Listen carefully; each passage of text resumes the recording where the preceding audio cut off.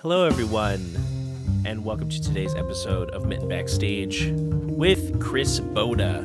Chris is a well-known musician in the Michigan music scene, playing in Desmond Jones. Every time we sit down and chat, we always have a lot to talk about, so I'm happy to share this conversation with you all. If you enjoyed any part of today's podcast, you can head on over to patreon.com/Tracy Snedeker to show your support. There are tiers to get access to other podcast episodes, videos, as well as the ability to use me as an instructor, a consultant, and even a studio musician. So thanks again for the support and for checking out today's episode. So let's get right into the conversation with Chris Bota. No, he's just angry. Yeah. It's so great. But yeah, so you've been doing your darndest to avoid COVID and staying home and, working on projects in and around houses.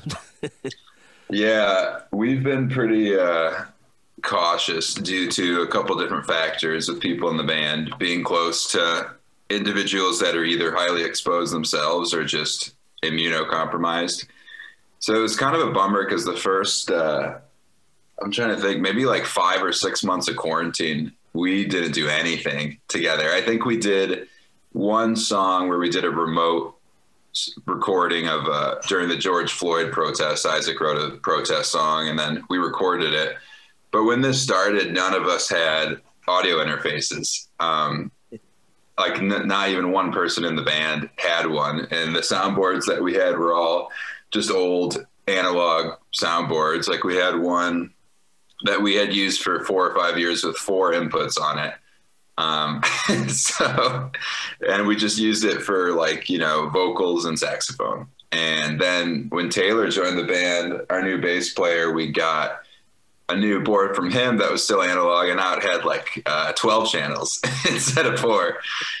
So we've definitely always been a live band, and even to the gear that we all buy, we're just really into the aesthetic of, rock and roll, I think. So we just never really thought about all this digital stuff because we didn't need to, and we were, gigging and working without it. And I personally am not really a techie guy in terms of digital tech. I like analog technology and learning about, circuit boards or radio transmitters or old tube amps or how a guitar works and stuff. But I just have never liked the internet and digital connectivity. But then this happened and we just were completely forced to get into the modern age, which I think really accumulated in my awareness when we were doing a live stream with me, Isaac and Taylor, and I was using a drum machine. So we were playing jams to a drum machine, which I think if you had asked me 3 or 4 years ago if I would ever do that, I would laugh at you and say no.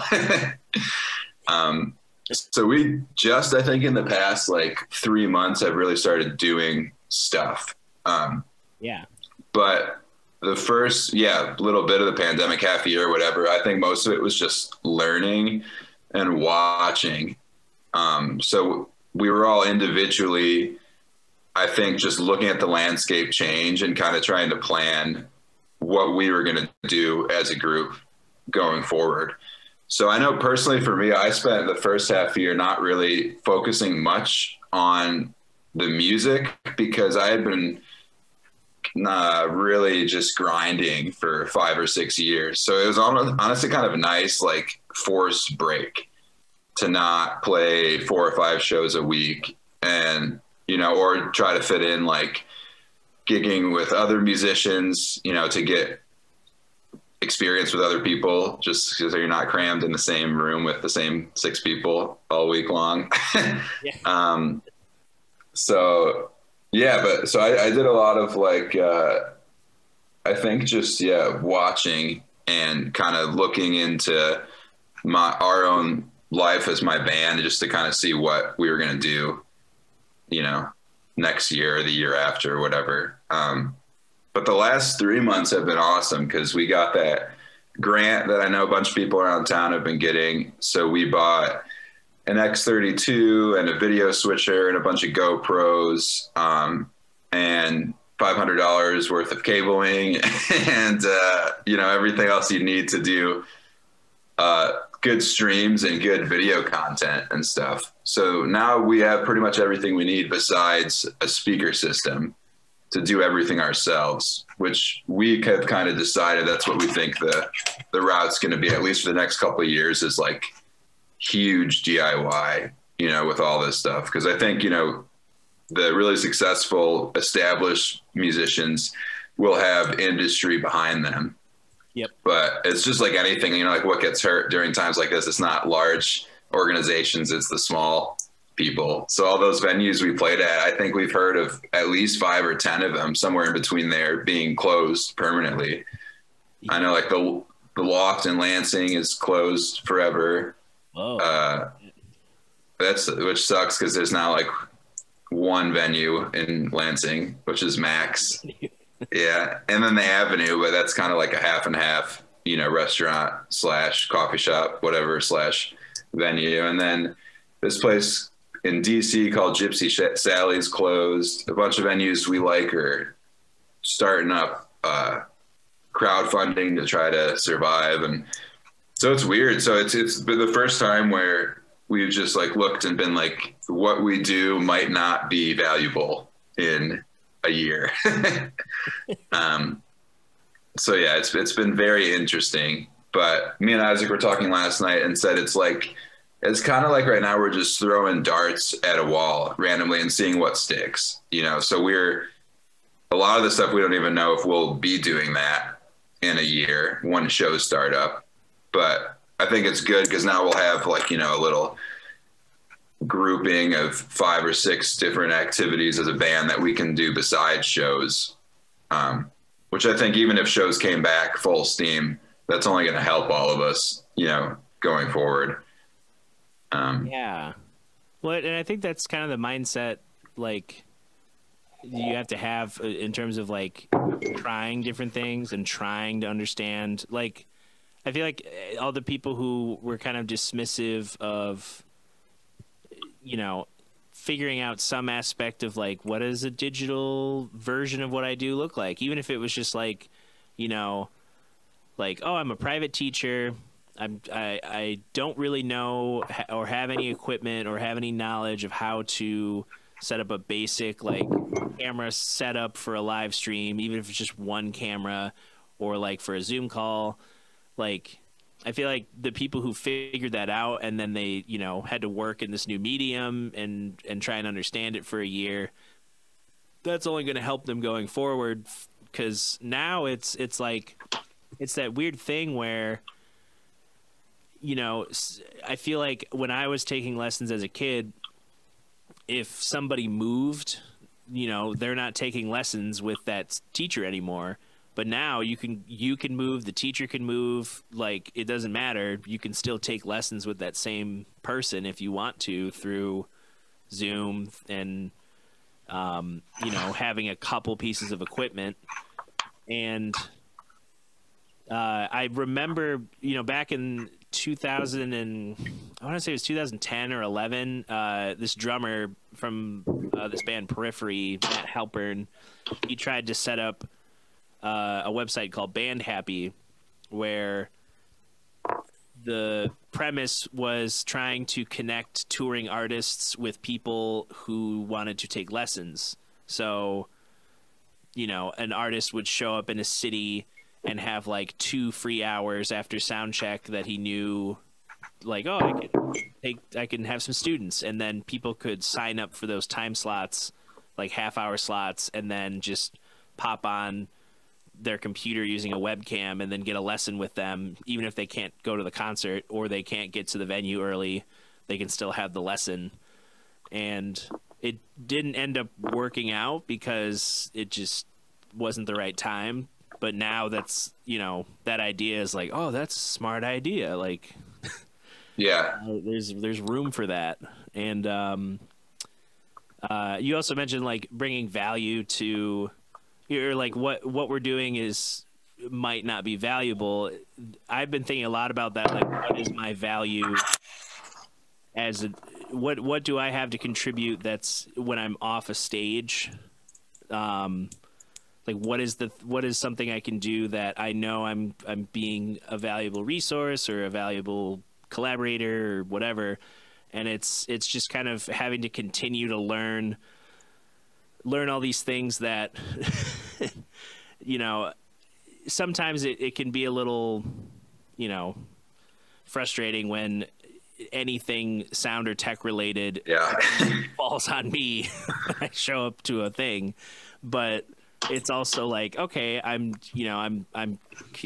like just consistently being more useful by learning these things. So it's a reminder of like, oh yeah, I can keep working as a musician because I've taken the time to look at what people are doing and not go, it's just a fad. It's just for children. Oh, it's just the internet. What's the internet? Like, yeah, luckily I had a guitar teacher in college, just a private instructor. I took extracurricular, and when I was talking to him about wanting to take music seriously in terms of a profession, he told me that as a musician you have to wear many different hats. And he told me that at one point he used to own a Magic the Gathering card shop in the 90s, and he's like managed gas stations and taught classes at high or middle schools that were like, the subject was creativity and analytical thinking, but all this stuff that's like not playing guitar, you know, or not composing or not. But I've always kind of been in that camp. Like before this, I mean, just because I didn't go to music school, I think I was kind of, without even thinking about it, always doing stuff I didn't want to do. And I was kind of used to that. So before this, I was really good at, you know, I can do people's taxes that are musicians, which everybody hates, and musicians hate it. Yep. But every tax year I got people without even asking that will message me in it and ask me to help them with their taxes. So, and we're already starting to see this now. Like we've talked about, once the pandemic kind of cools down a little bit, and doing like a live from Daryl's house in Isaac and Taylor's basement, like that, you know, the VH1 show with Daryl Hall inviting bands over. And we would do everything minus just sitting and playing in the band, and then, you know, doing whatever you want just because it's your house. But like the fact of like having a like home venue or whatever, minus the audience, but it's not a studio also, because we are, you know, we're not sound engineers, but it's like, hey, we have all this stuff and we know how to put you online. So come over and, you know, we'll hang out and do a stream. And it's so cool because then you don't have to deal with the like, okay, we need to invite 20 to 40 people and plan that, and like make sure the neighbors don't care that there's a bunch of cars in the street or whatever, you know.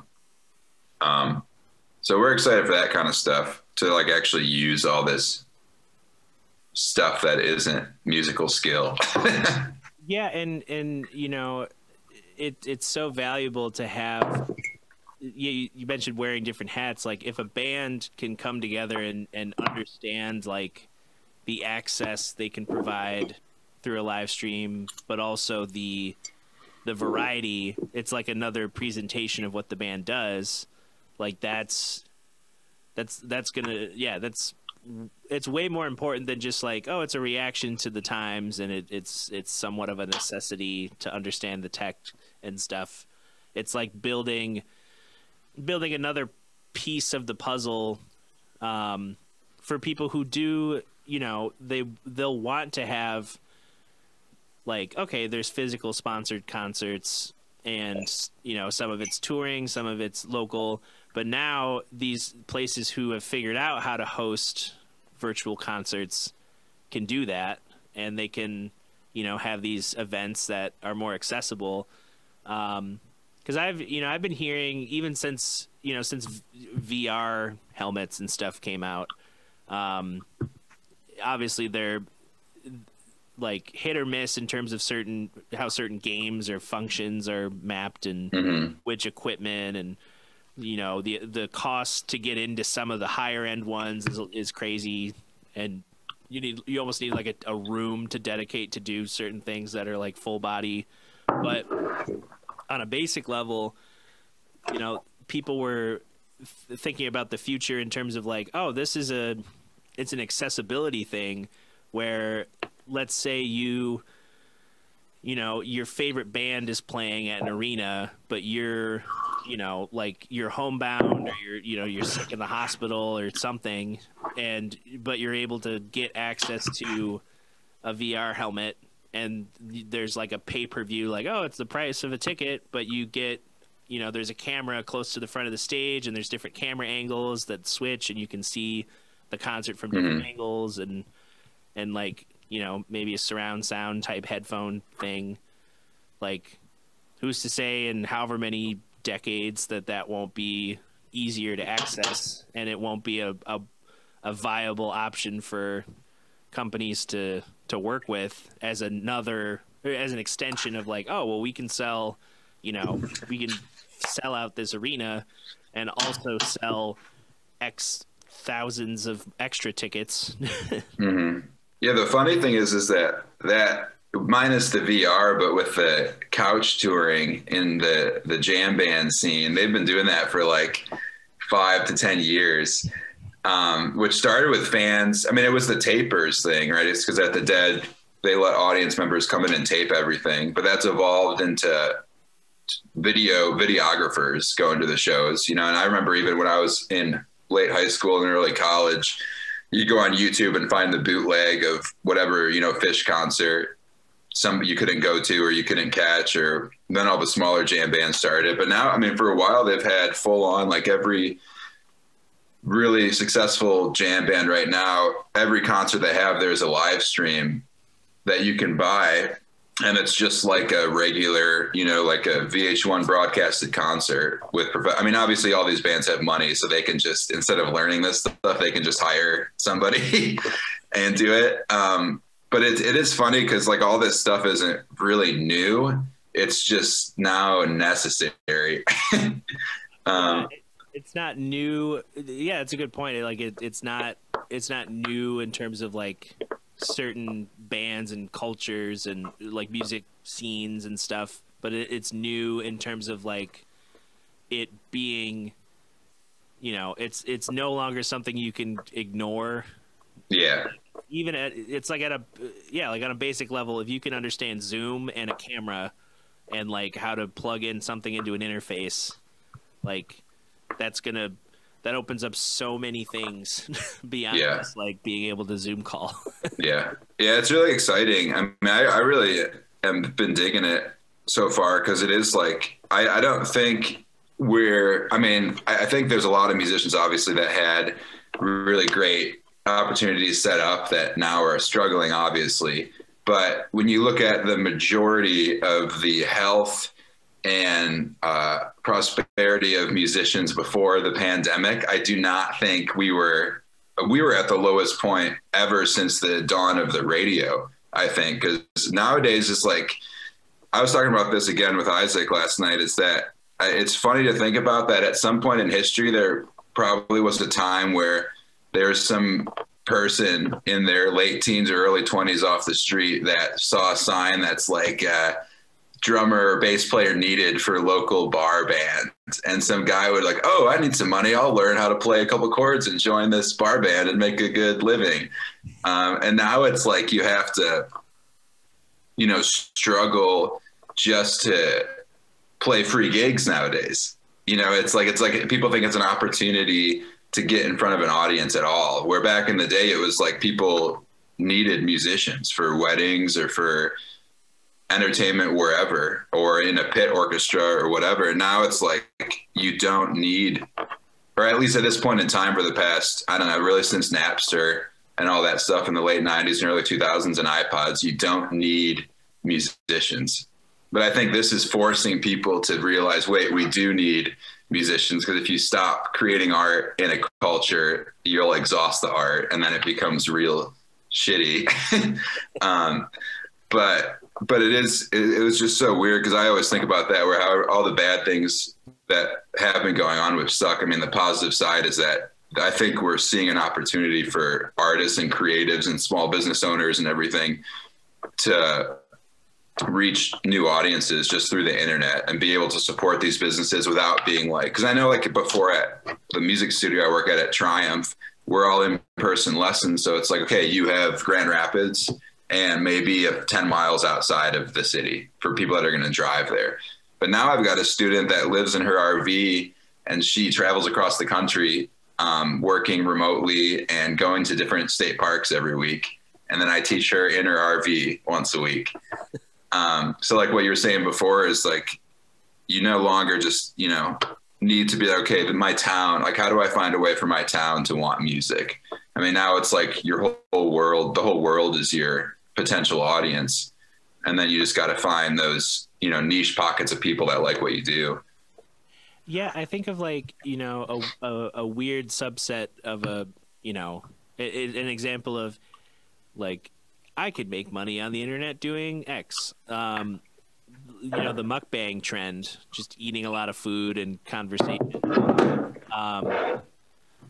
That was born from like supposedly South Korea is a very lonely culture. People who like, they don't interact with a ton of people other than like, you know, like we're going to work, we're going to, you know, that's the social environment. We're doing a thing like working or school or something. And then they go home and it's, you know, a lot of people living by themselves apparently. And out of that trend or out of that environment, you know, people started to have these kind of virtual dinners where like someone would, you know, sit in front of a camera. There'd be a food spread and then the camera would be placed at the other end of the table, so it would feel like a virtual dinner.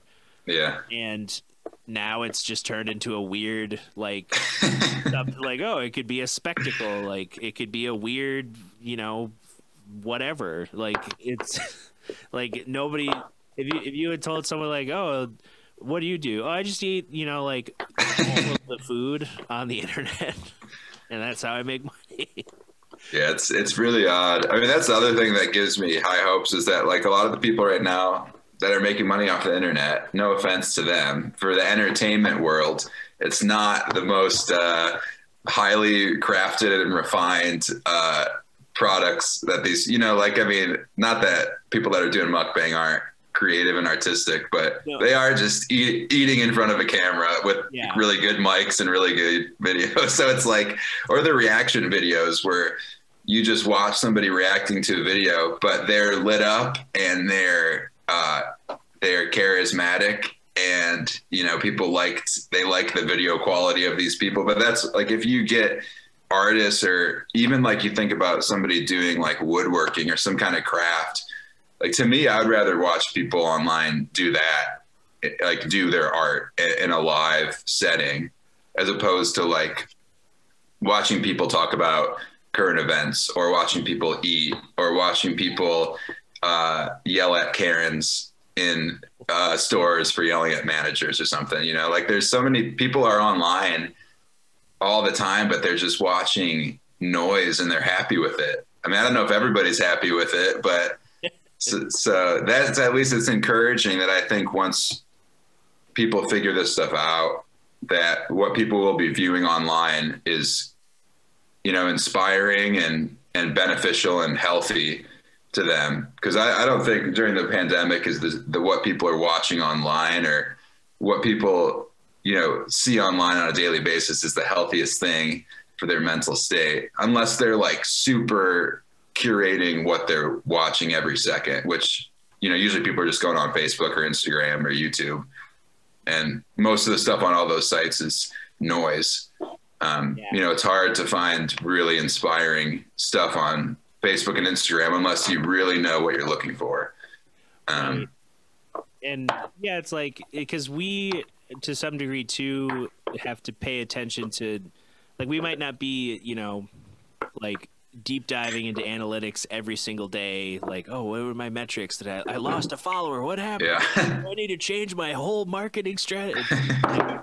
you know, seeing like, oh, okay, it seems like people like when I post videos. Like I'll try and post more videos, and like, and to see like, you know, posts from different Instagram pages that I've seen other creative people share, and they're explaining like, yeah, you know, likes and comments are like third and fourth tier algorithmic factors now. The first and second are shares and saves, I think, or maybe saves and shares, whatever the order is. Those two are that's interesting because they're going for it's like, you know, going for virality over like engagement.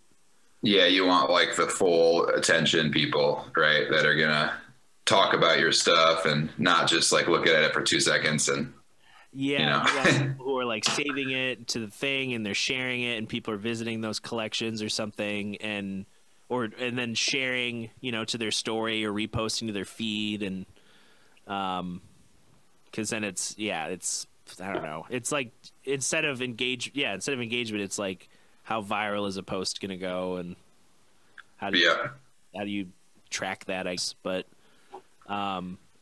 it's like I feel like the whole trying to you know, make something in the sea of the noise, what I've kind of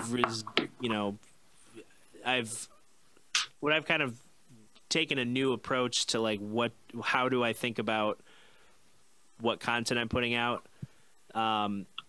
I don't really think too hard about it in the short form, and then in the longer form, it's like I also am not really thinking that hard about it. Like a lot. There's so much creative energy that goes into like, you know, recording an album or writing tunes or all that stuff. But if I'm like making a video, you know, like I made a video that was just like the only thought I had into the visual was I ran the video through a VHS app, and then it was like a VHS tape, and I was like, oh, that kind of looks cool. Like, it wasn't like, oh, dude, people seem to like, it's a vintage theme, and it's like, no.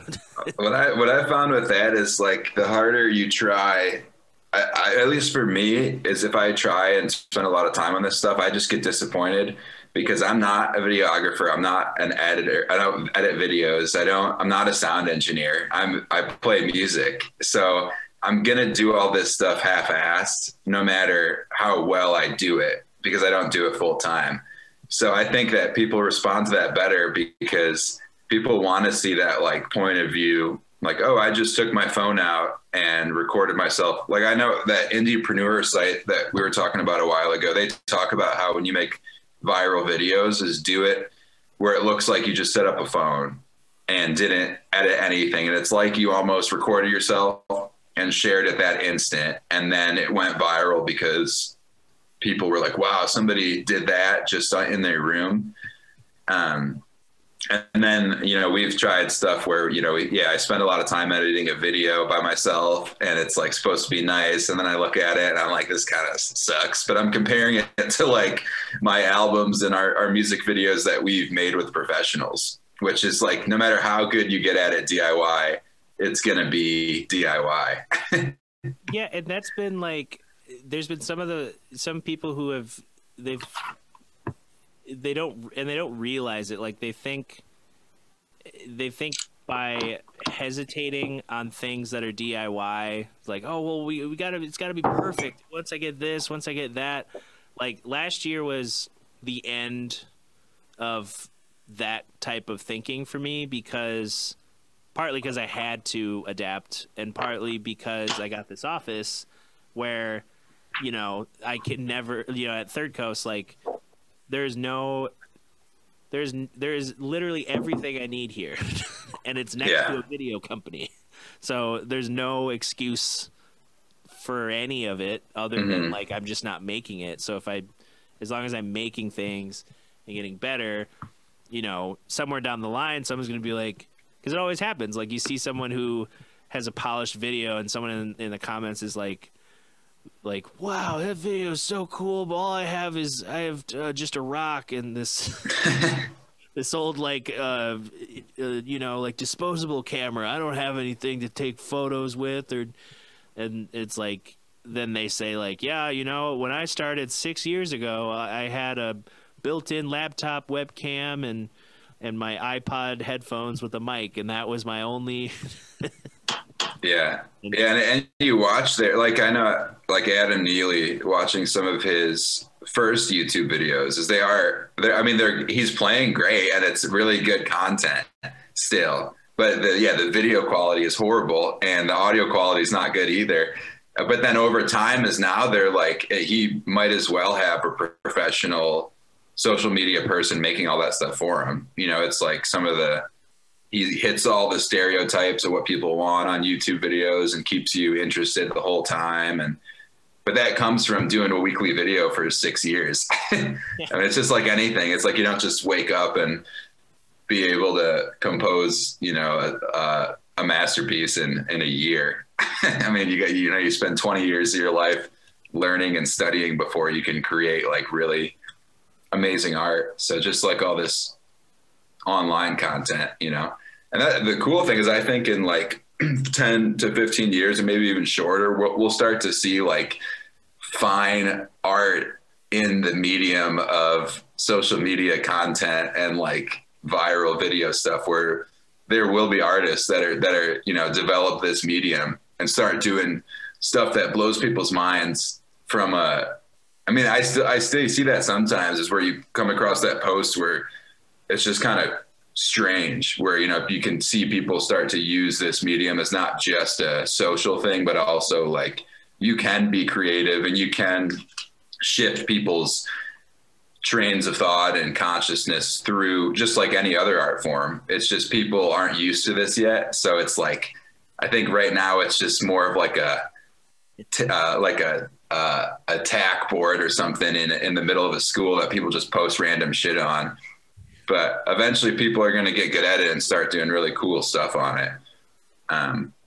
Just takes time.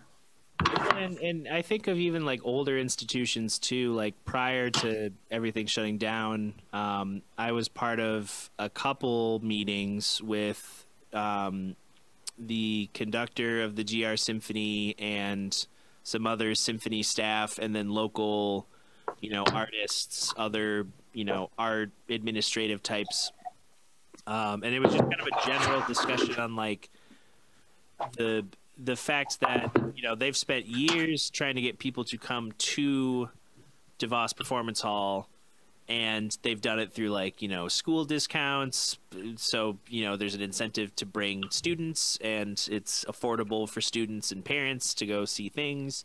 They've done it through like, mixed media type concerts, or like certain special events outside of the symphony programming that donors like. But they were trying to think of like, things that I feel like Detroit and Chicago, like in terms of cities close to us, have already been trying to do the last decade, is take elements of the symphony and insert it into places that the people are actually going on a regular basis.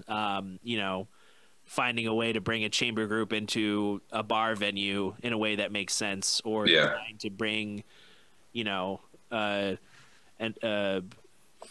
operatic tenor's solo performance, or like accompanied solo performance, to like, somewhere that makes sense for that people can see them and be like, whoa, what's that? It's like, yep, we're here, and you can come see us here, or you could come like go have a drink and a food and come hang out. And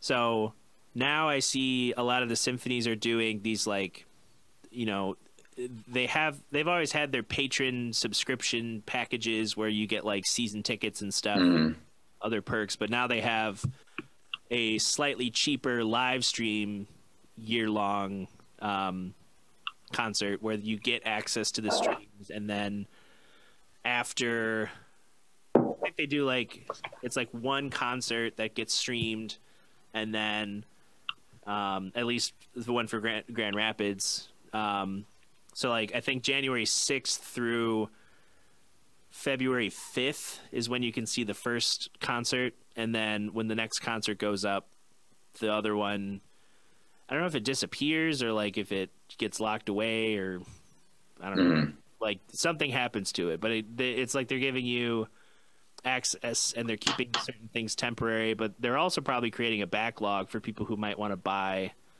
you know, video on demand concerts. Yeah.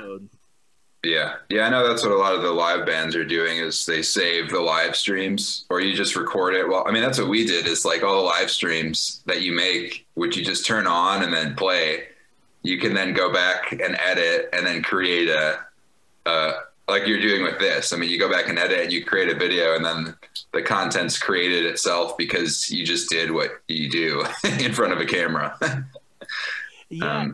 And you know, as much as Gary V kind of pops up and it's just like hustle and you're he mentioned in a short clip he has a whole team and all that, but he thinks about content in a reverse pyramid where you start with the long form and then from that you create the shorter form stuff for other platforms. So that's cool. All he has to do is like, oh, I'm talking at a lecture in Dubai, or I'm talking to Jay-Z on the phone in my office, and then like they film that. It's maybe an hour or a half hour or whatever, and then they just clip out like the little, you know, packages because it takes a minute. I'm noticing for what I'm doing with the podcasting and all this stuff, like.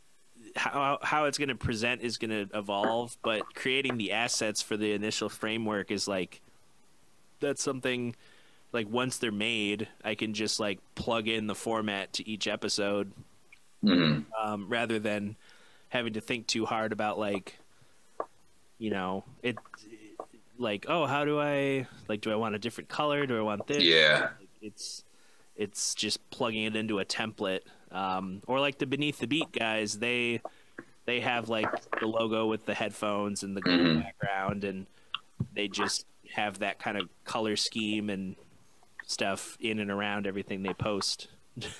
Yeah, I'm excited for that.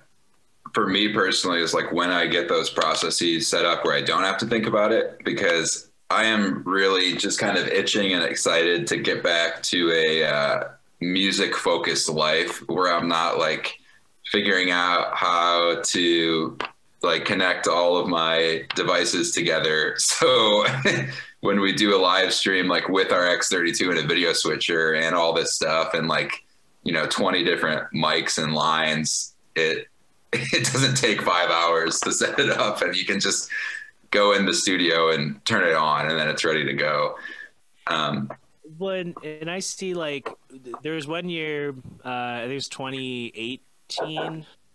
2018. I was playing with Earth Radio at Tip Top, and we were co-billing with Tiny Tree and my friend's band who was on tour, Aviations. And the thing I noticed immediately about Aviations that I was like, that's what do that. They had gotten to a point because, you know, they've now been a band for about 10 years, and they all met at Berkeley, so they're all like already like they've already gotten the you know the like, oh, does he know how to play his bass? Yes. Yeah. Amazing bass player. Like that's all out of the way, so all they had to focus on was what is each person's role in their own rig, and then how does it contribute to the rest of the setup. So they had in Tip Top they brought, you know, they set up all their gear. The drummer had like his own drum mics, the guitarist had his own like setup and everything. You know, everyone had their own thing that could route audio to the house and then route it to a rack unit. And the rack unit was set up for monitors and multi-tracking, so that every show they could just set up in-ears, all the tracks, because they're a metal band. And then the guitarist could like control and like adjust monitor mixes and then assist the front of house guy with routing. And I was like, that's so huge, because even if you listen back and you're like, oh yeah, tiny room, didn't really work out to try and record it. Yeah, you got all the tracks. Yeah, and you still have, like, they set up a couple cameras because their one guitarist, his dad's like an Emmy-winning TV producer or something, so he's that's always awesome. had access to cameras and learning that knowledge. And I'm like, the combination of like everyone knows how to do some level of production, everyone knows how to do some level of tech, everyone knows how to, like, in the band, not take 10 minutes being like, all right, where does this cable go? They know, like, all right, he said he wants bass in 6. Here's my line. Boom, boom, boom. Like, just streamlining the understanding of the flow of a show beyond just like showing up, dropping your amp, and being like, what do I do now?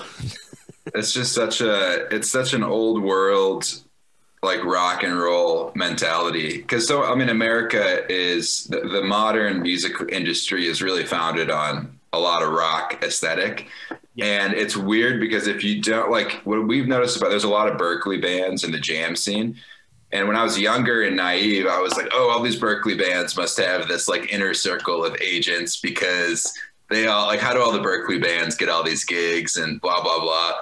And then you realize that, like, you talk to people at Berkeley and they're learning so much beyond just music, where especially at a school like that, that's like so concerned with the modern music industry, as opposed to like, oh, I'm going to teach these people how to play or like compose music in the style of like, 20th century or 19th century composers or something. It's like, you're going to learn how to be a electric rock band playing at the Brooklyn Bowl, and we're going to tell you what you need to do. So all these bands would come out of Berkeley and they'd have all this stuff ready to go and set up before they got any following. Yeah. And for us, it was like being, non-music school people and learning from just playing gigs. We still were kind of inspired by that rock and roll mindset where it's like, oh, screw everything else. We're just going to focus on the music and nothing else matters, which I think in a sense is great. And if you're lucky and have the right connections and you are already established, that's awesome to do, because then you can get your mind out of everything else and you can have just, okay, I'm going to wake up, meditate, eat a good breakfast, live in music all day, and then relax and go to bed. Which that's every musician's dream, right? But it's just so unrealistic nowadays. So this has been nice because we've been able to like I don't think if the pandemic happened, Desmond Jones would have all this stuff that we have and have learned how to live stream or edit quick videos or anything. We would have just been doing the same thing, probably on a small tour somewhere down south or something, playing gigs in front of 10 to 15 people, maybe get a good gig in front of a couple hundred people in a new city. But, just doing the same thing over and over again, which worked for people in the past, but it's a different age now. Yeah, well, and it's so funny. I think of like with Earth Radio, we have a great creative rapport in terms of like songwriting and being in the studio, but it's so funny to have a group that you listen to what we do, and it's not, it's hard to put into a category with certain songs, or it's like, oh, there's different moods, there's different influences, different songwriters, like it's a blend, it's a melting pot of all these different influences. But then when it came to live streaming, it was like pulling teeth. Like we did 3 and like one of them was with you guys, like having another, band to help support the setup. But we did like, I don't even think it was 3. We did one with you guys, and then one for the Wealthy Theater series through WYCE, and then we did 2 backyard like half-hour sets for Farm Block and Harvest Gathering, and those were pre-recorded, just single camera, mostly like live capture through like a recorder, not a multi-tracking, direct, and you can't force anything. But it would have it was one of those moments where it's like, man, it would have been nice to like carve out some time to like, all right, what do we do? What version of a stage would we want? Like, how do we, like, what lights could we use? What things could we present visually? Like, let's learn about cameras. Let's learn about all these things. And half the band figured that out, and the other half didn't really have the interest in it. Mm-hmm. And they're just starting to come around on the idea now that we're going into like year 2 of this stuff. So, on the one hand, it's like everyone needs to do, like, you can't force anything in a year like 2020, but it's also like the bands that did, put time and investment and make those mistakes behind the scenes or on streams, to their audience, where an audience is going to be more forgiving. Mm-hmm. They're able to, have a better baseline to then later, do something for a business who, like, wants those services, wants that type of entertainment, and all you got to do is like, oh, we got it all set up, show up, set up, flip on a switch, check all the lines, ready to go. Like, it's, mm-hmm.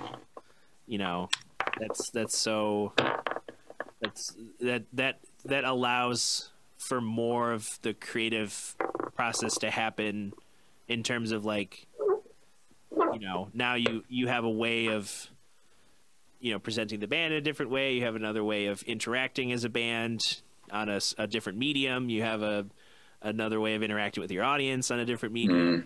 Like, it's such a humbling process too, because I've said this a couple of times where I have felt like when we started doing these streams and this online content, I felt similar to how I felt in the first like couple of years of gigging as a musician playing live shows, where you finally get up on a stage and you're in front of a big audience, maybe at an opening spot for a big band.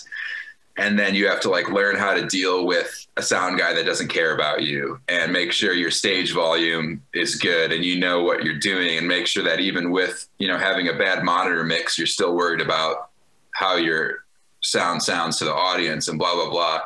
And then I had been done with that for so long now, because we've played hundreds of shows just as our band. But then with these live streams, it made me feel like I was in college again, trying to figure out all this stuff. And so it is really humbling, because I think it's like taking steps back almost, where the sound is going to be worse because you don't have a professional there. Then not even talking about the video stuff. I mean, that's a whole nother can of worms. But even just the medium of like, we're playing so the sound is good coming out of somebody's computer. So that sounds different to us in whatever space we're streaming from. And how do you still put off the same energy and that same vibe that you're used to as a band live, but then present it to people on a computer? So like, I know a few streams that we did. I mean, none of them have been poor, but it's just funny to watch and be like, wow, that is not at the same quality as what our, last couple of years of live shows have been. When you like, as us, we've been a band for I think like almost 8 years now. So the live shows for us had just started feeling like really solid and put together the past couple of years. And then you get comfy on stage, don't have to worry about it. And now it's just like nerves and stress all over again. But I think it's nice, because like when the pandemic happened, I was very uncreative the first few months. I just couldn't. I'm such a I like to work in groups. I'm not a big individual worker. I just don't like doing it as much. So I just couldn't even sit down and write a song, or like if I'm trying to practice, I mean, I could like run exercises and whatever, read music and learn songs. But then even thinking about like, oh, I want to do something creative, or like, I want to just get a backing track and play a solo over. Even for me, that was hard during the beginning stages of the pandemic. I don't know why, but it was like doing anything that wasn't just existing and surviving seemed like too much. So learning all this other stuff is like awesome inspiration. And now I just feel like I've started to kind of fall back into my own creativity, where I'm like finally writing music again, and getting out and wanting to collab with other people. And or even just sitting down and playing for 30 minutes or an hour without a goal. I mean, that was so hard at the beginning of this. I don't know why. It just was like, I felt like my purpose was stripped from me. So it took some work to, like, you know, figure it out and get it back. But, yeah, well, and I feel like a lot of the world, you know, you talk about having your purpose stripped from you. There's a there's a comedian who was like, I think we've seen what happens when Americans don't have a way to go to work. Yeah. Like, yeah, we've seen, like, not even a full year, and it's just pandemonium and chaos. Oh, yeah. And just, like, very hyper focused on all these things, and, like, it's like, yeah, if Bill can't go to work and then have a dinner at Applebee's with his kids once a week, he's gonna go to the Capitol. Yeah. And I was like, yeah, you know, you don't, you know, these interesting, like, I shared that someone made a post about, like, you know, history books in 2050, and it's like, what does Twisted Tea have to do with the? Yeah, I saw that post. And it's like, yeah, there's these weird, like, connecting threads between, like, you know, like, oh, what does this meme have to do with, like, you know, this horrible thing that happened? Well, let's start here, and, like, it's so interesting to see, like, how people who are stripped away of what they probably didn't even think of was their purpose. You know, they thought, like, oh, you know, I'm doing the thing. I'm going to work, going home, going to work, going home, to get the weekends off. Mm-hmm. Sometimes get the holidays off sometimes. And then it's like, hey, you know, don't go to work. And they're like, who are these people in my house that I only see, like, 2 hours in the morning and 4 hours at night? Like, it's, you know, people kind of got shocked out of their, like, routine in a way that, sure, you'd want to, you know, have money to support your family, and that's a stressor. But it's also, like, this existential thing of, like, what do I do? What is my life if not to go work for this dude at a thing? Like, what do I do with my time and my energy? Mm-hmm. Like, you know, a lot of people, their time and energy is so, like, specific that when they have more of it, they're like, I don't know what to do. I don't have any hobbies. I don't really have a lot of friends. I don't really go a lot of places. Like, yeah, I've said this so many times, but I feel so lucky in terms of where I'm at, and so blessed and grateful just to, like, have music or have, you know, a really supportive partner that I live with. I don't have kids. My job was my own work anyway. So, but, like, and I even say for me is, like, I had you know, before this, a lot of my, you know, obviously playing shows and writing music is great, but I had a very big part of what I thought to be my purpose was, like, expanding my musical knowledge and furthering my awareness of just, you know, the history of music and how genres fit together, blah, blah, blah, whatever. But then when I had all this time, it's like, oh, I can sit at home and practice all day and, you know, maybe dive into styles I didn't have time to. And, like, but then all that was meaningless without an audience and without other musicians to share it with. So it was really eye-opening that, like, I think a lot of people have the same thing where you were saying is you think something is your purpose when the thing that really was your purpose was staring right in front of you every day, you know, and you're doing your purpose every day, but you don't value it. Right. Because you think all these other things are more impactful, more meaningful, but then it's all taken away and you're like, wow, I don't realize how much what I did affected me and also affected the people around me. Yeah. Like the simplest of things, or like the, you know, even good old Gary Vee again. There's a little snippet that was like, you know, as much as he talks about, like, you know, owning your own business, being your own boss, like independence, pursue your passion, that type of thing. He's also like, but also, you know, maybe that's not for you. Maybe you're totally cool with, like, having, like, oh, I make $50K a year doing a thing, and that is enough to support me and my family. I have a decent house in a neighborhood I like, and that's a lot of people around the country. It's just like, it's like, well, my dad grew up here, and I kind of like it, so I'm gonna stay here, and this is my family, and we're gonna like, oh, Christmas there's a parade, I like that. And it's like, that is most people in the world. It's just like, I only want so many, like, I only want so few things. Like, like celebrity is such a weird, like you see the virality of TikTok and like boosting these kids to like, they suddenly have millions of people paying attention to what they do. And it's kind of like, oh, okay, they liked when I danced. And then some guys comes in and is like, what you really need to do is brand and get whey protein, even though you're 13 and don't work. You need to get into supplements. Yeah. See, when all these kids become of age, that's going to be when stuff gets real weird. Is when the majority of consumers and workers are these, like, because so I think of us as so much, our generation is so different from our parents already. And then I look at like some of my students that are maybe younger than 13, and it's just a whole new ball game. I mean, they don't have, their celebrities are YouTube stars. Like when I ask them what their favorite music is, they'll show me a YouTube video that's a parody of like a Queen song. So they don't even know the Queen song. They like the parody of the Queen song. So it's weird. I kind of get nervous about like, oh, how are we going to keep up with these younger people that are like born into the digital age? But then I also think that it's almost like a responsibility of people our age group to like be a bridge from the old world into the new world.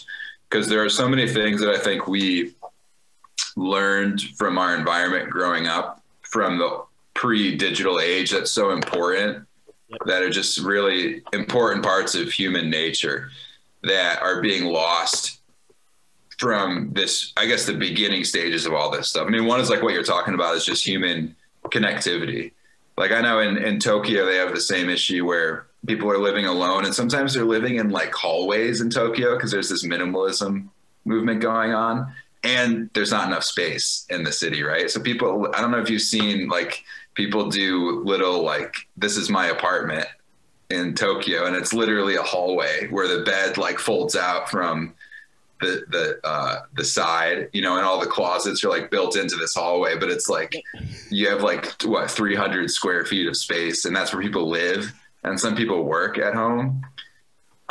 So parts of it are kind of scary, where it's like, I don't know if people are going to be able to keep these things alive that make us human, like just working together and interacting with people. But I don't know. I think that's a good stuff to talk about and think about, because I think as musicians and artists, a lot of those like conversations about those subjects and trying to reveal that stuff to, your regular folk that are just kind of working a middle-class job out there. I mean, somebody needs to shed light on that stuff and talk about it and figure it out. I mean, I know a lot of people are, but it's not really at the forefront of society. It's like, how do we use the internet safely? Just like when people learned how that smoking was bad, or like that everyone should wear helmets while they bike. We're at like the very infantile stages of digital connectivity. And to me, when I see it, it's like most of it's very toxic and not extremely healthy. Not to say it doesn't have potential, but right now it's like the Wild West of the internet. Yeah. And you can get so specific with how you want to like, like, oh, it's like I'm a 40-something mother from Wisconsin, and I need to connect with other 40-something mothers from Wisconsin who enjoy the Packers and knitting, and I could find all those people on a forum somewhere. But then while searching for that, you also end up on some QAnon forum where you fall into some weird Democratic deep state conspiracy theory. Yeah, weird. Yeah, then you go buy a bearskin hat and horns and go to the Capitol. Yeah. So. Yeah. Well, and I feel like people are just figuring out I first started thinking about live streaming back in like 2014 or 15, whenever the first Destiny like console / PC game came out. I got a Twitch account, and that was my first time like regularly watching live streamers because I was curious, and I was kind of seeing like, all right, what do people do when it's such a very specific, like, oh, I stream Minecraft. It's like, what does that mean? Yeah. Like, it's a weird sentence to like, and then that's your job. And then you see like, oh, okay, it's like they're entertaining. They have different ways of engaging with the chat, even if the chat's thousands of people and it's flying by a mile a minute. Like, there's still some like aggregate like interaction, and you kind of see these giant bursts of like, oh, he says a funny thing, or like, oh yeah, oh rip, put the rip emoji in for our guy, he just died, and then like 200 comments of the rip emoji, and it's like, okay, so that is engagement. It's not being face to face, but it's a way of those 200 people, you split up that demographic, it's like, oh, America, Colombia, France, like it's just all over the world, different people coming together in these communities. But yeah, it's like they're getting used to it's like getting used to, the one thing I've noticed is getting used to being on a camera where people are watching, but it's not as direct. There is a lag.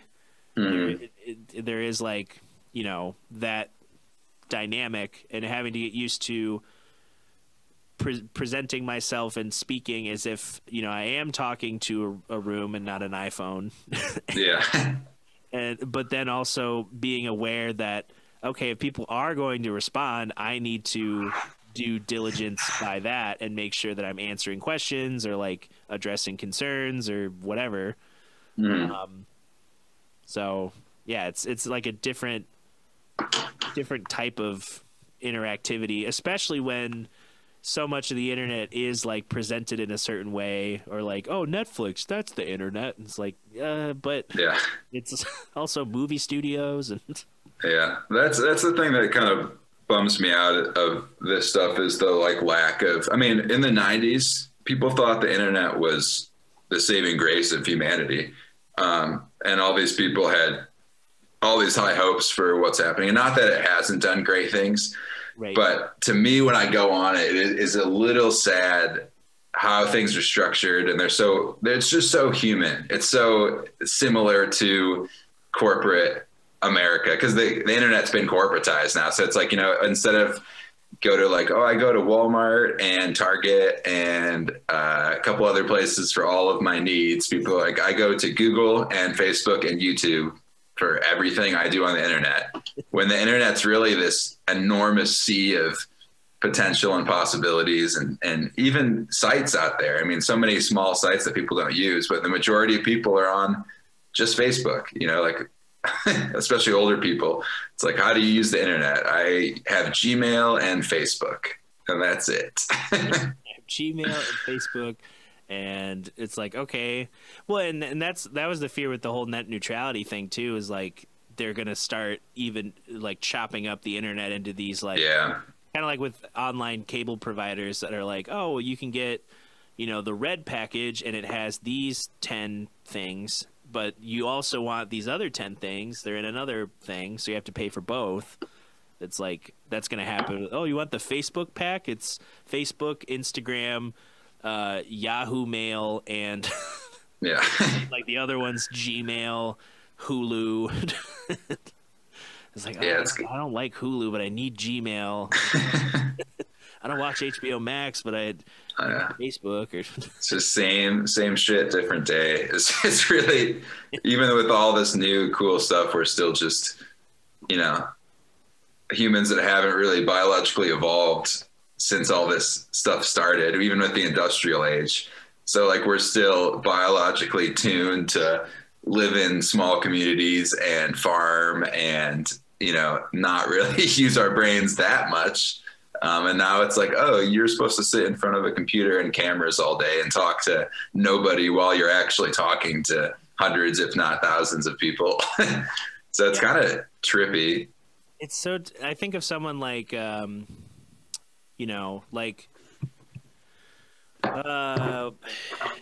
what, like, I don't know how many subscribers he has. Over 100 million. Like PewDiePie. Like, what is it? What is a person who, you know, him and his wife live in some house, I think in Japan, and it's like a very chill environment. And then he flips on a camera, does like a goofy thing, or like visits Reddit and looks at memes or whatever, and then puts it out into the world, and then checks back a day later and like 20 million people have seen it. Yeah. It's like, that must be a weird feeling. Yeah. You know, I mean, it has to be similar to people that go on big TV shows that are watched by millions of people and have that same. I mean, I don't think it can be psychologically the best thing for you to have that kind of celebrity. So that's the one good thing is like, instead of, you know, there's one show that's on cable that the whole entire country tunes in on, there's now like little niche communities where you can have real relationships with your fans. And I like, honestly, for me, I'd rather have a few thousand really diehard supporters than like millions of people know who I am. That scares me. I don't like that. So to me, it's nice that like, okay, we can have fans that pay us consistently $25 a month, right? You know, and that's awesome, because it's way better than like the person that you've never seen before that maybe has bought one CD and gone to 2 shows. Yep. So that's the nice thing, you know. It's like, yeah, because that's the whole thing with the celebrity and stuff. I don't think that's natural or should be. I don't think anybody should be known by millions of people unless you are some extremely genius person that created some groundbreaking tool, you know? Yeah. Well, and it was funny when I was a choir accompanist at Allendale High School, you know, right away, I knew going into the environment, as soon as the kids even got a minute or like a little bit comfortable with me being there, like, okay, he's here, he's our accompanist, and then they, you know, they start to warm up and they want like, you know, like, oh, what does he do? His name's Justin.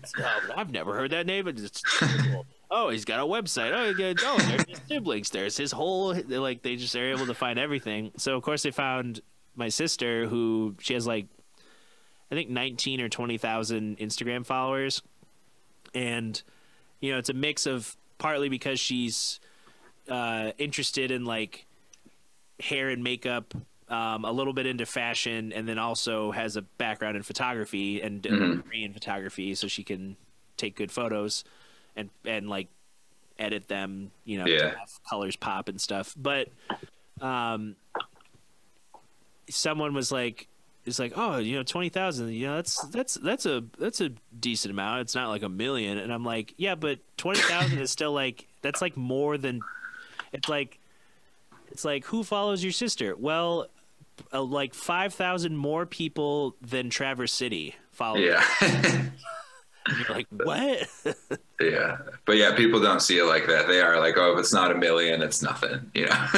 Yeah. And then even then it's like, yeah, you can't expect every million. It's not 1 million people all going like every new thing is consumed by that million. Every new thing is bought.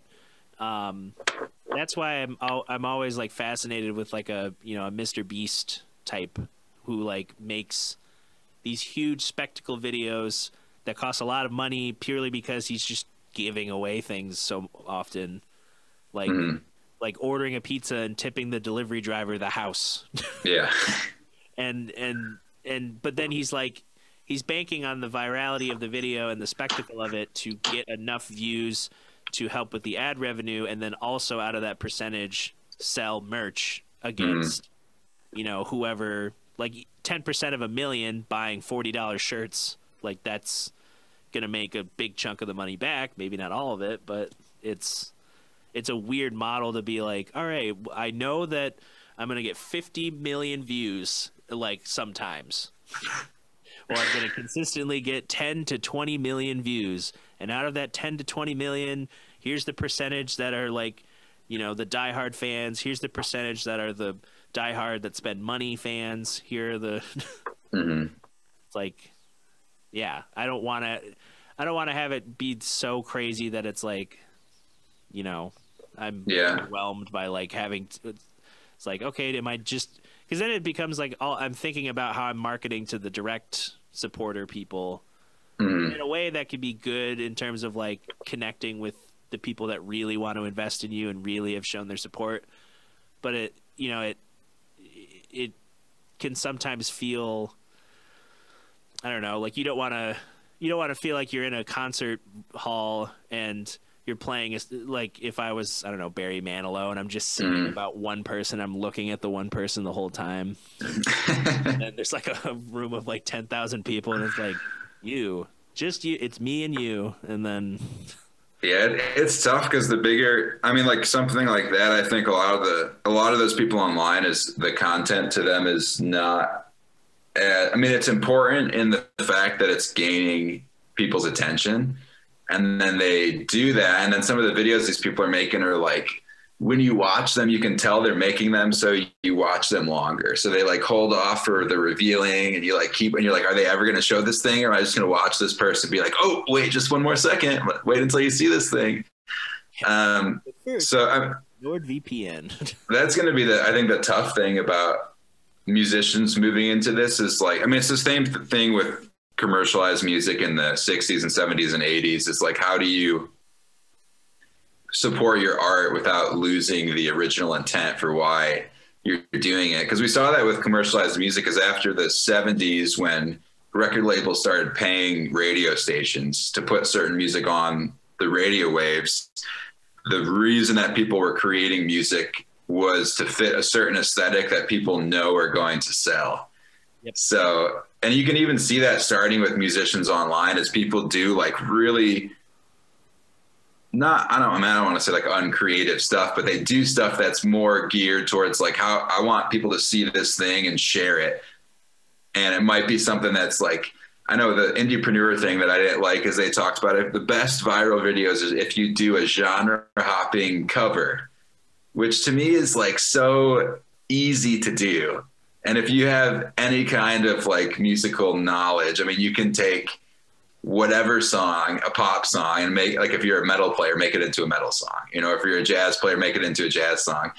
And to me, it's not something that like a music fan really wants to see. If you're a music nerd, or like for me, it's like, I don't really want to see a metal version of a country song. You know, it's like, it's cool for people that are just average music listeners. Like, oh, this song I love and I hear it on the radio. It's like done differently. That's so amazing. So it'll be weird to see like, how do artists support themselves while still doing stuff that's intentful and true to form of who they are as artists. Because I don't know. I mean, people didn't do a good job in, I don't think, the American commercialized music industry of making art that is like, you know, it's really hard to find pop music that isn't even just slightly tainted with commercialization. You know, like even like, I know being American musicians in the modern world, we almost have like a little, we're okay with artists doing certain things because we know that they just have to make money. And, you know, I mean, it's the same thing. I guess it's always been like that. Like during the Renaissance in Europe and pre-Renaissance, people made stuff for the church and royalty. So like you would follow rules as a composer. So you're the kings and queens and dukes and duchesses were all happy with what you're making. So that's what I kind of hoped, is like the internet would be like, oh, now I can connect with people that like me for what I do as an artist. So I can just create art, you know, without the muddying my intention with like, how do I get in front of the right people, or how do I market this correctly? Do I have, you know, the right analytics programmed into my Facebook posts and all that stuff? Yeah, it's definitely like a build it and the right people will come type thing. Yeah. Because, you know, I think of the even in like, you know, the little, I think of like Renaissance times, pre-Renaissance, even with the church, like, you know, there would be these like these like convoluted rebels where it's like, okay, a dude, you know, wrote something for the order of whatever it's called, the order of mass or whatever, the like, oh, it's the credo and the gloria and the hallelujah, like all these different segments that are like plug in song that fits this theme. Yeah. And like some people, you know, playing around with like melisma and like, you know, it's not Mary had a little lamb like da, da, da, da. It's like da, da, da, da, da, da, da, second note, da, da, da, da, da, da, da, da. Like they hit one note and then just like expound on that. Yeah. And it gets lost in the sauce. Yeah. But you know, in that format, it's like, okay, they're playing around with, it's like, oh, you can't really tell it's there, but it's there, and it's like, I'm being expressive. And then other people are like, you know, they sneak in, it's something for the Gloria, but the melody is like a stretched out version of like a drinking song from the bar. And, you know, the priests are just like, it sounds like Jesus. And then and like they don't have the knowledge to be like, oh wait, I've heard this song at the bar that I don't go to because I'm religious and a monk. But like, you know, like Bad Plus doing covers is going to be different than that dude who like every video is like, you know, I'm going to do this song in 20 different styles. And it's like Red Hot Chili Peppers and Ozzy Osbourne. He's like doing a parody of each voice. And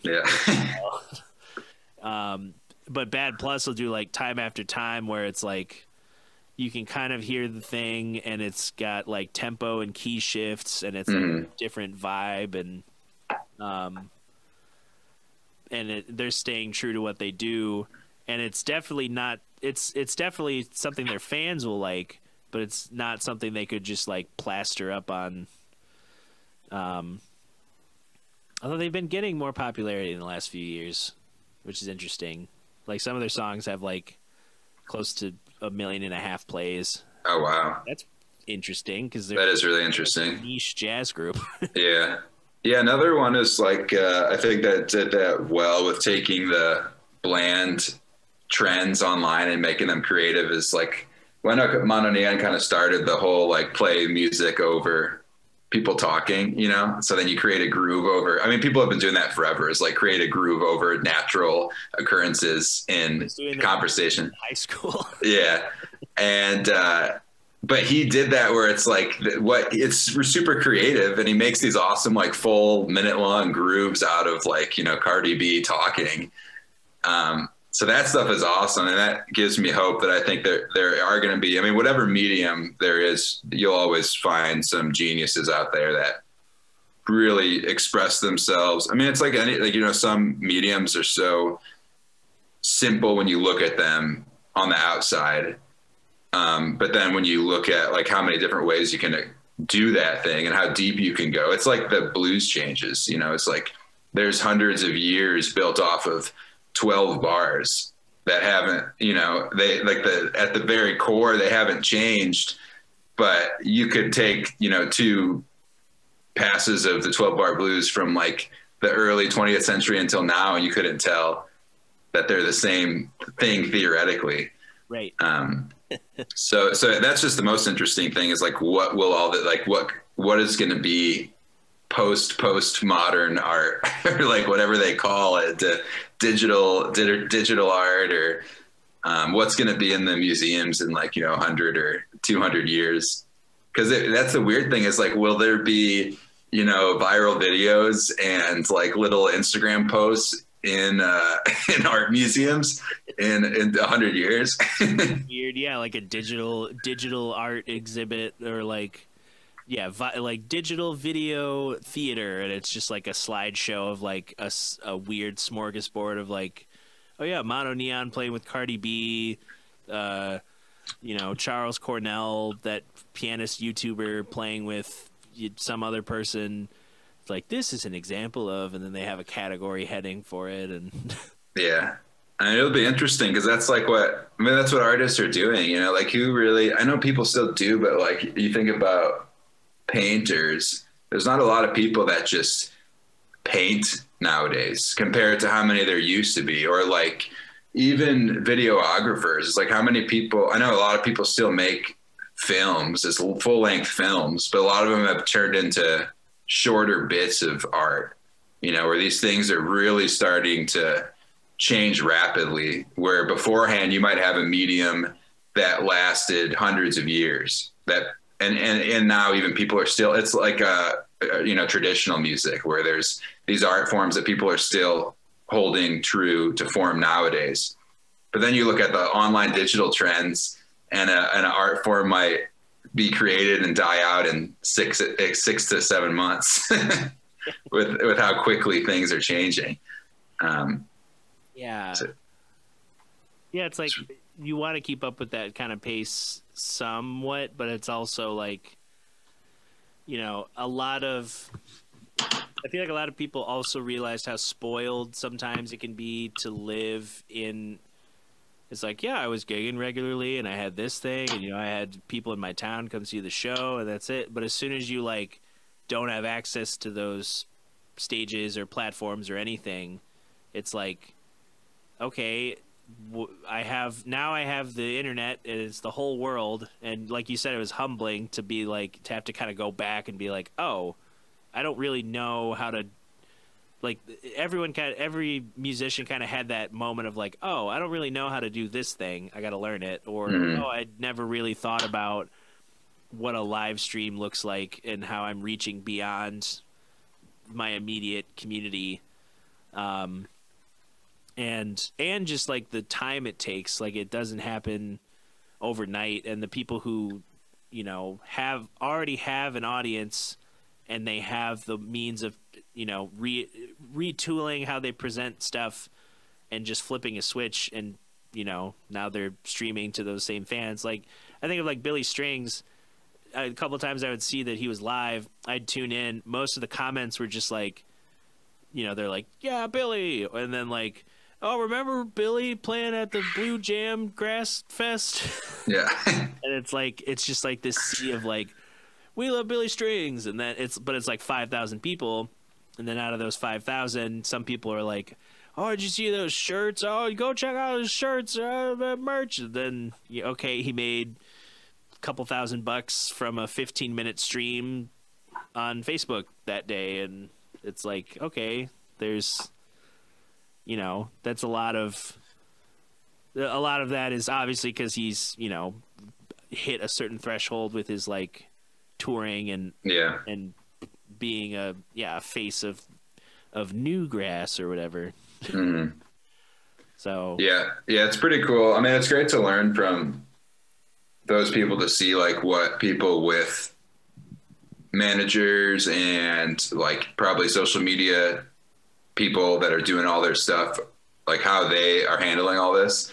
Because they've got teams of people and money to do it. So whatever they're doing, it probably works, and it's probably created in some, you know, conference thing that all these people sat down for an hour and figured out, how are we going to make Billy money when he just sits there with a phone and turns on his camera and presses record. Because it is cool to see like people are surviving, and musicians are, I mean, I honestly am surprised at how many people have been adapting, especially local bands that we all know. Yep. I mean, obviously there are some that have kind of teetered off, or they're just being silent right now. I mean, whatever, you know, some people have certain things where they got to deal with life, but a good majority of people have been trying to do live streams, or even posting covers of them playing whatever instrument they play over recordings. I mean, it's better than just going radio silent, you know? So it is like, I think no matter what happens, is people will keep creating art, even if they make no money doing it. But it would be nice to have another little renaissance in America where musicians and artists actually could make a living and would be respected like an engineer or a lawyer or something. And you didn't have to like explain to people why you make music for a living. Yeah. Explain to people just like the basic concept of like well, and I realized the other day too. I was hanging out with non-creative. I won't say non-creative. That's a little. These people are creative, but the non, creative industry or musician type people, and I was telling a story that was basically it was at the end of the story was me kind of being snarky in response to like a very dismissive person, where I was like doing a thing, and where I was set up, it was like a Valentine's Day thing, and where I was set up was in front of a, like a display, and like I had been playing for like 3 hours, and then after the 3 hours of playing, I'm like starting to get packed up. Someone comes over, and they're like, "Oh, that sounded great." And at first I was like, "Oh, cool, thanks for listening." Like I saw you over there hanging out, and then almost immediately it was like, "Could you move? Because like you're blocking the photo op display thing, and I want to take some photos." And I was like, "Okay." And then I start to shift it over, and then it was like, "Well, can you also take our photo?" And I was like, "Oh, okay." And so I just like, I was frustrated, and I put it on burst and just like clicked it 7 times. I'm like, "I think I got it. Here you go. Here's your 70 photos." Yeah. But those little and telling that story, all the people heard was like, "Oh, they said good job," and I'm like, "Oh yeah, people just think like, it doesn't go beyond that sometimes." Like people hear the like, "Oh, someone who is above you said good job, and you should take that and put it in your validation file, and and you are sustained." And it's like, no, like there's more to it. Like obviously I was just playing background music and covers, but it's to kind of go from like, "Hey, nice job," to, "Hey, you're blocking the photo thing." Yeah. Been waiting for an hour and you're blocking the photo. Yeah, That's where they put me at. So what do you think? I would intentionally want to ruin your I was social media post? talking this about to other musicians the other day too, where like even it's almost like you have to, if you grow up in our culture in the West, it's like if you don't have a significant loved one who's an artist, or you yourself haven't tried to be an artist, you will not. You'll have a really hard time respecting how to learn how to respect arts and the artists that are creating them. Yep. Because I don't know, it's just we're trained as young kids to think of artists as like burnouts and hip. I mean, it's like they say, go back to that rock and roll aesthetic. Is like when you look at 70s and 80s artists, they're unhealthy people that do things that are not looked at as good, responsible things to do on a daily basis. Yeah.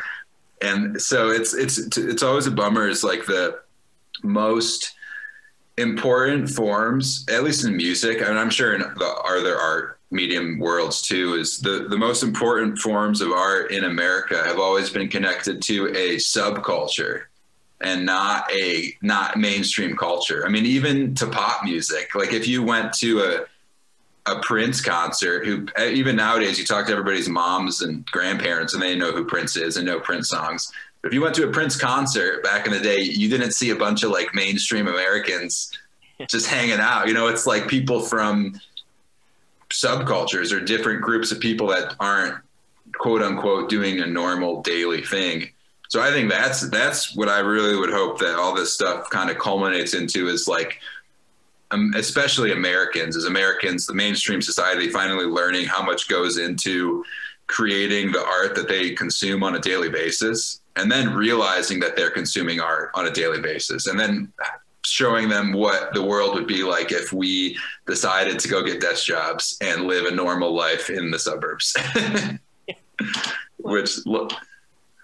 Oh, well, I was going to say, like, when we had that carpool with Hannah last summer, I think it was when we were playing that. I think it's when you came up and we were playing with Scott Pilgrim. I think it was that trip. Oh yeah. We like stopped through TC and you were thinking about like, oh yeah, they have dispensaries. Let's see what that even is. And there, I had mentioned that I had heard someone say like, like when like white suburban moms adopt a thing, that's when it's steeped in the culture. Yeah. Like when white suburban moms are all like getting together to like get a little weed to go with their coffee or a walk, like that's when like, okay, it's pretty in there now.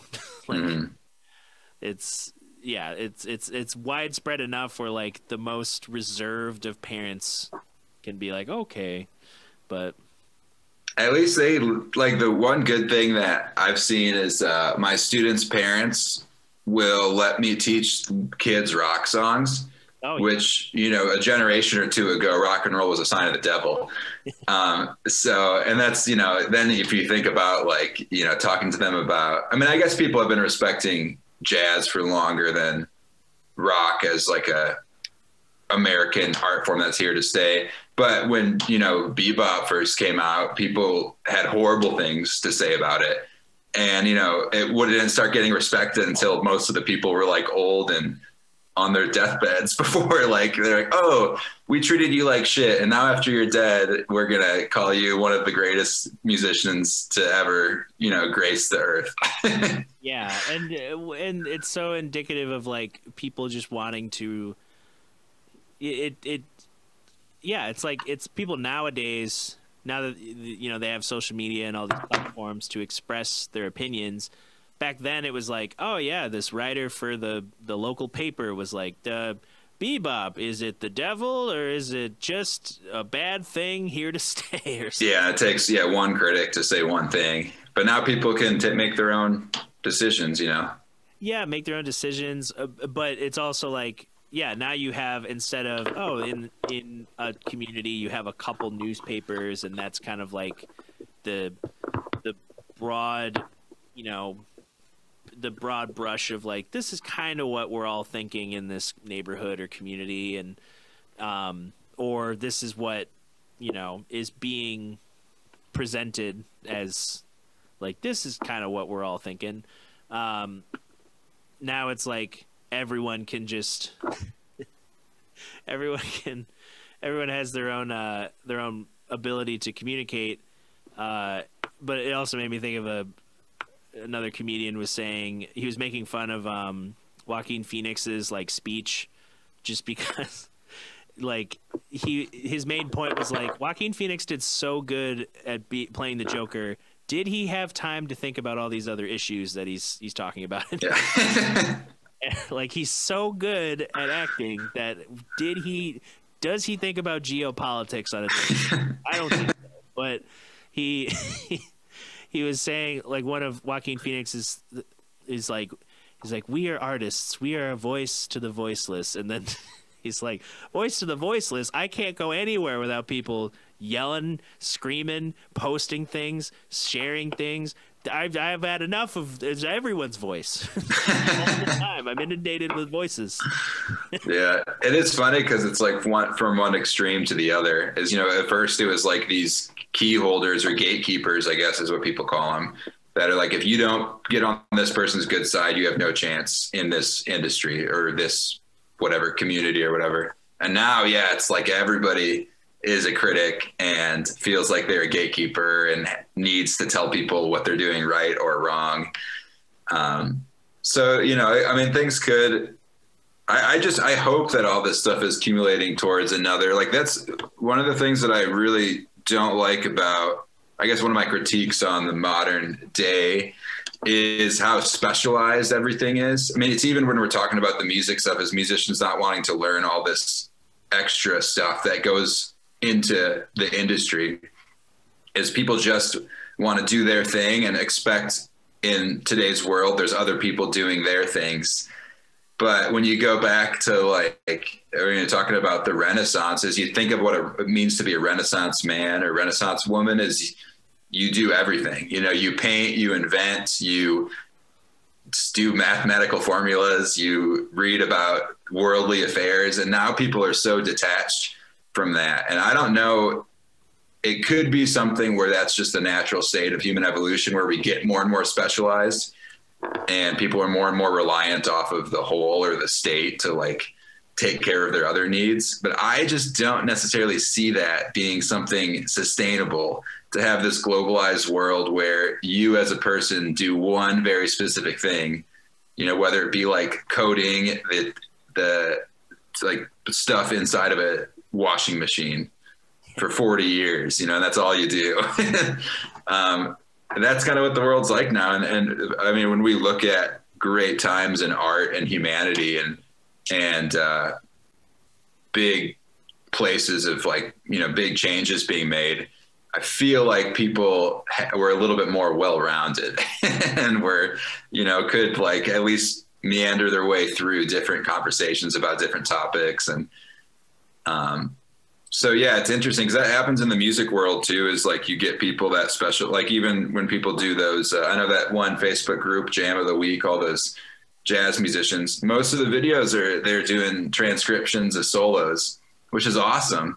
But like at a certain point, it's like, you know, you can dive into that so much that it's all you can do is like, you know, play these bebop lines that were played 100 years ago, but you don't learn how to like utilize that in tandem with the current state of affairs, you know, and like how to take that idea and put it into the modern world, where nowadays you get a lot of people just learning one very specific skill set and then they get lost in that, you know? Yeah, and I think of so many people who like, you know,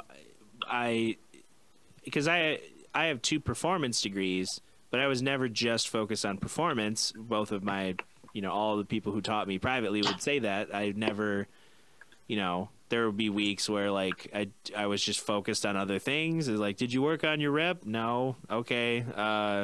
Go do that. Lesson. Yeah. Like, can't really improve on you don't improve on anything. But in that, you know, I might have obsessed over like, oh, I got the like, you know, I bought this Xbox 360 and it needs a part replaced, and I just found like a scrap Xbox 360 for parts for like $5, and I have, you know, a screwdriver and it doesn't need soldering. I think I can figure it out. I spend like a weekend on that random project. And then it's like, okay, it kind of worked, and then I tried to sell it, and it didn't work. I was like, okay, well, at least I tried something. Yeah. But see, I think that stuff is so beneficial to like, I've always been that kind of person where I'm like the learning, like, what is it? Like, I don't know, the school, like a student of many different schools, or like, you know, a bunch of things, but you're not a master of one. Yeah, type jack of all trades or something. Yeah, I've always been more along that camp, because I personally, for me, is I feel like you get a really good overview of just life in general when you're kind of hovering in and out. And I do that, like, obviously I am a guitar player, so I'm specific in that, but like what kind of music I play is I'm all over the board. You know, I'll play anything. I'll grab an acoustic guitar and play Civil War era music. And then I'll like turn on a hip hop track and learn the bass line on my guitar for a hip hop song. Or taking that into the rest of the world, where we're talking about like learning everything, like learn how to run a digital soundboard and learn how to mix roughly. And I really think that is something that we need to push for anybody, not just artists, but like our world is too specialized. And I think it's really hurting people, because I think just, if you're not going to be like a professional in that trade or whatever, you know, whether it be like working on electronics or, I don't know, woodworking, or being able to fix something in your house, just having an understanding a little bit of that allows you to like have a good outlook on the world, of like having a little bit of insight into the financial markets, or like how to, you know, do your own taxes, or like when you go and see a professional to fix your car, have some idea what they're doing. But most times you run into people and they are really, really, really like enthralled in one specific thing. And then you try to talk to them about anything else and they just don't know or don't care. Yeah. Well, and it's so funny because like some people feel like this being specialized is like in response to a life they don't, like I think of like a prepper or like someone who's out in the woods, like I live off the grid and I chop my own wood and I know how to hunt and fish and it's like, yeah, but okay, that's good for, the end times. Yeah. Like, and it's good to save money on, in the, like, oh, you're hunting, you know how to like gather food and resources and live off the land and all that. But right now we need you to send an email. Can you do that? Yeah. Like you work, like unless you don't work at a place that has a need for technology or they're stuck in the 90s or something, like it's, yeah, like there is like, okay, cool, admirable. You're a bearded woodsman that can, fight a bear if you need to, I guess. But most people aren't having to fight a bear right now. Yeah. So, yeah, it's like just being aware of like what you see other people doing, and also being aware of especially nowadays where like COVID's kind of made these little clusters of groups that are feeling safe to interact with each other on a semi-regular basis. I think of like the studio here. There's not a huge team and there's not a lot of people that come into the studio. Even on days with clients, it might be 4 extra people, 5 people, but to have somewhere to go and learn and make those mistakes in front of a smaller, in a controlled environment, in a smaller environment with your friends, with people who support you, like doing that now is way better than like getting to a point where it is that thing of like, oh, I'm back on stage and oh, I should have learned a little bit about monitor routing because now I don't know how to set this up and the sound guy's late or like, oh, we have to run our own sound. Yeah. like Rake Beer having to do that each month with Earth Radio, just like having to troubleshoot all these things and equipment not working and audio not routing and cables that I hadn't used in a while. Like, oh, these don't work. They're just not. So yeah, being able to make those mistakes, like that's the only way you're going to have a quick path to like, oh yeah, that's why like the last time this happened. So I'll remember that for future times. Yeah. Yeah, exactly. But yeah, I think, we covered a lot of ground in this conversation. From music to the Renaissance.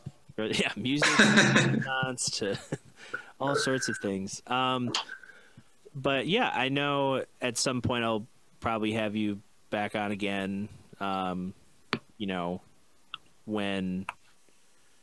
I don't know, when things start changing and down the line and you're like, oh yeah, Desmond Jones, we did a commercial for Kia or something crazy. Like, I don't know. Yeah, it'll be nice to see once it's like the conversation moves from the pandemic and quarantine and what people are doing during quarantine until like seeing how all this stuff evolves into the normal day and age, because right now it is like we can talk about all this stuff and make assumptions, but just like we didn't know where we would be now a year ago, it's like who knows what the world would look like in a year, but at least we're doing stuff and not just twiddling our thumbs, Yeah. As much as people like to say that musicians like are just kind of waiting around for an opportunity or a handout, it's like there's been a lot of evidence that if you take everything away from a musician in the state that's like, okay, the industry is closed, there's no more industry, at least in the physical venues and concerts and stuff, and most people would be like, well, I guess it's time to sell insurance. And then other people are like, actually, there's this whole online market and there's these tools and there's all these things we can keep working on and collabing. And so, yeah. It's good to see a lot of people have like doesn't matter like when you started learning things. It's like you took the time to learn something, work on something, create something, work with someone. So yeah, but where can, I know some people are watching this on the Desmond Jones Patreon, but where can people find you and where you're putting your focus and creative stuff into? Yeah, so our Patreon is just patreon.com/Desmond Jones. That right now is most of my focus, obviously on the Desmond Jones Instagram and Facebook pages.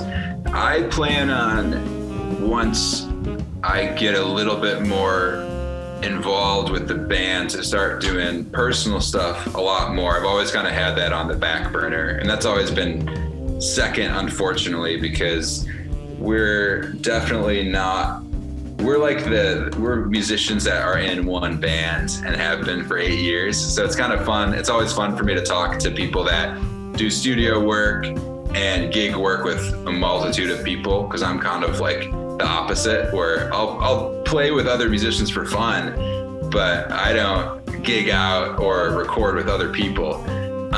So building my own brand has always been something I just haven't thought about. But I do have a Facebook page, Chris Bota Music, and the Instagram is the same thing. And probably the next 3 to 6 months, I'll probably start dialing into those really heavy. But again, learning through Desmond Jones. So for now, that's where all the fun, cool digital stuff is going to be, is all the Desmond Jones website, Facebook, Instagram, YouTube, Patreon. We got a TikTok too.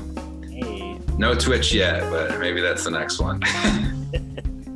Awesome. Well, and for people watching this now or after the fact, if you want to support podcasts like Mitten Backstage or other things that I'm working on, you can head over to patreon.com/Tracy Snedeker. That'll give you access to a bunch of different things, different podcasts, videos, access to me as an instructor or a consultant,